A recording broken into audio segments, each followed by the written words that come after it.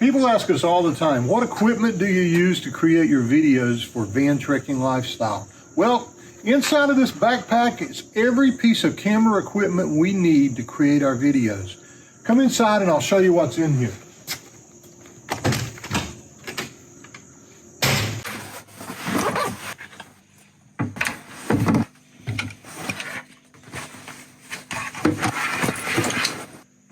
Here are the cameras we use to create the videos for our channel.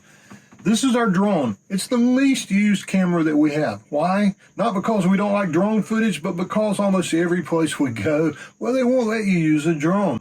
We even got our Part 107 license so we can use footage from this DJI Mini 2 drone legally in our videos, but you're not going to see a lot of them because the places we like to go, well, they just don't want you to use drones. Next, this is the Insta360 Go camera. Now watch this. When you open this up, that's the camera right there. Not much bigger than a Tic Tac box. And it's our action camera.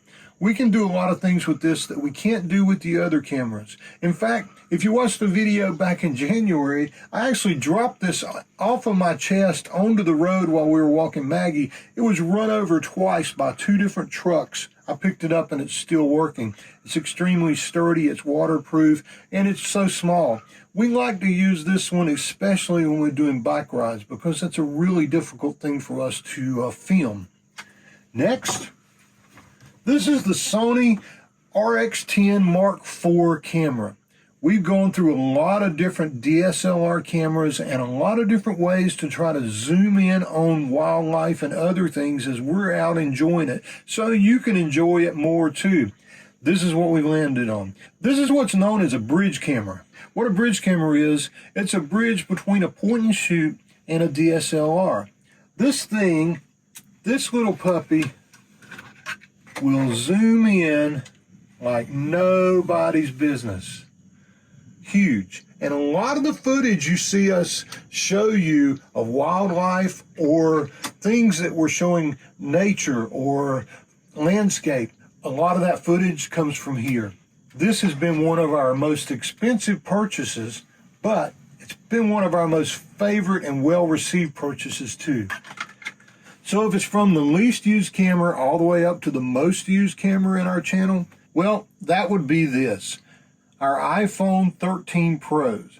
Lynn has a 13 Pro, I have a 13 Pro Max.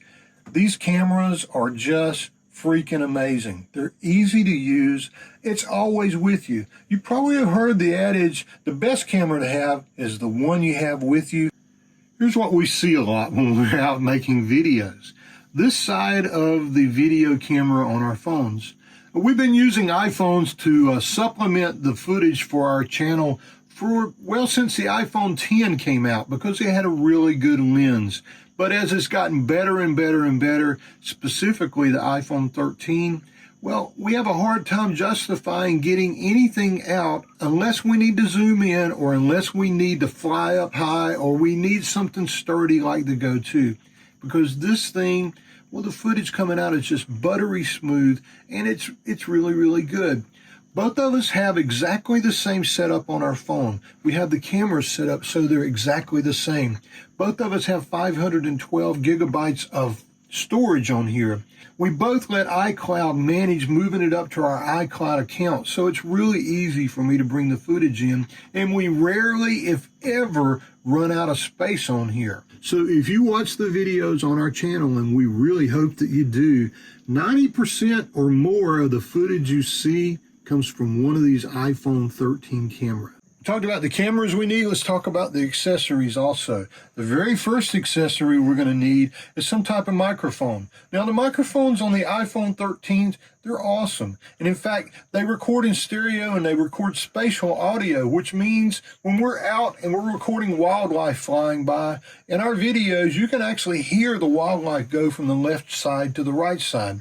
But when we're talking, you don't want that. So we use these Rode Wireless Go 2 lapel mics. I've got one on right now. The other one's attached to the iPhone. The audio is much, much better than if we just picked up all the noise inside of the van now. Next, one of our sore subjects we always wrestle with, tripods. We have a lot of tripods. I keep buying them, hoping I'm going to find the perfect tripod, but this is what we take with us now. This little thing goes under your shirt. You can put that little go-to camera there, and you can get first-person view footage of whatever I'm looking at. You can see, and I can be hands-free. We use this a lot whenever I'm cooking or when we're riding the bikes and other things. This little guy is pretty specific. It will clamp to anything we want it to clamp to. So I can put it outside on a shelf and I can record cooking, or I can sit it up on the very front of the van and record going down the road with it. We can take it with us and put it on a signpost and drive up to it. There are a lot of different scenarios that this comes in handy, and we use it enough that it usually stays in the bag. But the primary tripod we use all the time is one we bought at Best Buy. It is a Joby, and it extends up, you can see, pretty high. Phone will fit right in here, or this comes off and the other camera will attach there as well. It's pretty close to perfect. We can extend this out and get a lot of different shots, or we can sit it down on a trail and we can walk up to it, or we can walk away from it. We can get motion time lapses with it. We can take very steady pictures with the big camera. It's pretty close to perfect. So would a bigger tripod be better for our channel? Well, it might be. Steadier footage, especially with the big camera. But you got to lug that thing around, and on hikes and other things that we're going on, it's just not something, I know us, we're not going to do it.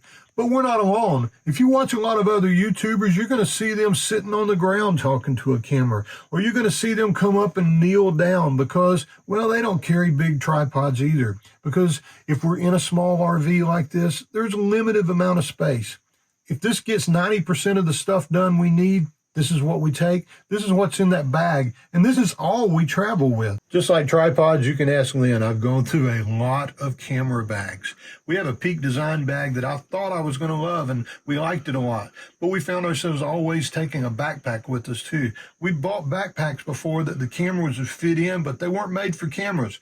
Then walking around in Walmart, I found this really inexpensive ONN product, which is one of their products, and it's a camera bag.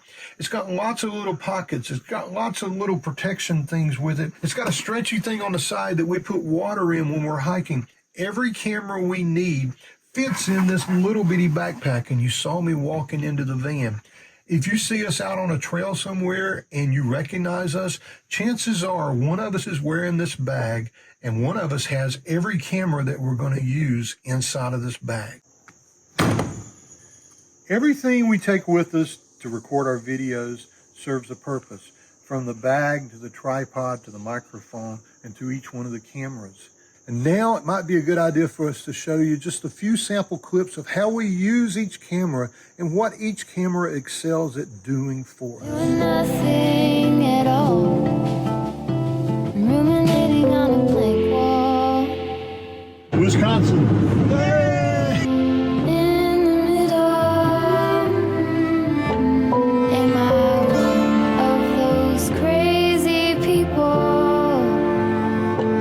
Should I stay here or should I let go?